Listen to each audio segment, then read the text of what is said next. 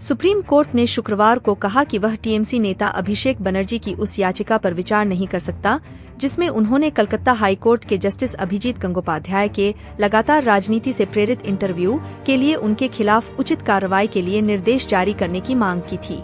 हालांकि supreme court ने कहा कि डायमंड हार्बर के सांसद और तृणमूल कांग्रेस महासचिव की याचिका को अन्य याचिकाओं के साथ लंबित स्वत संज्ञान मामले के साथ जोड़ा जाएगा, जिसकी सुनवाई 5 न्यायाधीशों की पीठ कर रही थी।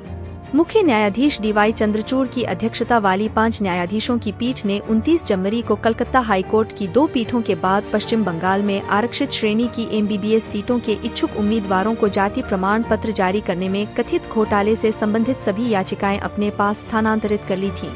कोर्ट ने इसकी सीबीआई जांच कराने पर मतभेद जताया। इससे पहले 5 न्यायाधीशों की पीठ इस विवाद को निपटाने के लिए 27 जनवरी को छुट्टी के दिन बैठी थी, जहां एक जस्टिस गंगोपाध्याय ने एक खंडपीठ के आदेश को खारिज कर दिया था, जिसने सीबीआई जांच के उनके निर्देश को रद्द कर दिया था और केंद्रीय एजेंसी को आगे बढ़ने के लिए कहा था। शुक्रवार को चीफ जस्टिस डीवाई चंद्रचूड़ और न्यायमूर्ति मनोज मिश्रा और न्यायमूर्ति सतीश चंद्र शर्मा की पीठ के समक्ष टीएमसी नेता अभिषेक बनर्जी की ओर से पेश वरिष्ठ वकील अभिषेक सिंघवी ने दलील दी कि हाई कोर्ट के जस्टिस गंगोपाध्याय लगातार राजनीति से प्रेरित इंटरव्यू दे रहे हैं और उन पर रोक लगाई जानी चाहिए।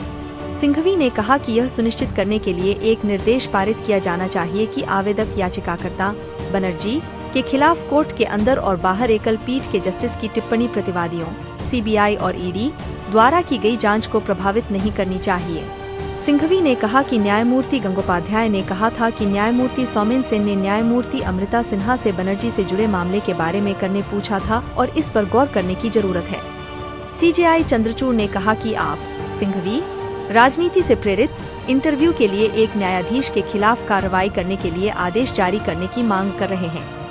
हमें इस पर नोटिस जारी नहीं करना चाहिए। जब सिंघवी ने कहा कि वह हाई कोर्ट के न्यायाधीश के खिलाफ विशिष्ट प्रार्थना के लिए दबाव नहीं डालेंगे, तो पीठ ने कहा कि याचिका को लंबित स्वत संज्ञान मामले के साथ जोड़ा जाएगा।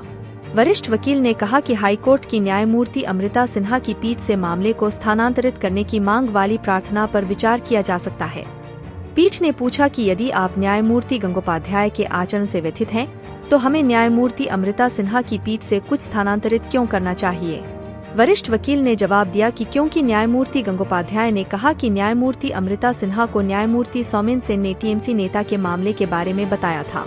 सीजेआई चंद्रचूड़ ने कहा कि हमने स्वत संज्ञान लेते हुए इसका प्रभार ले लिया है। हम आपके मामले को 5 जजों की बेंच के मामले के साथ टैग कर रहे हैं।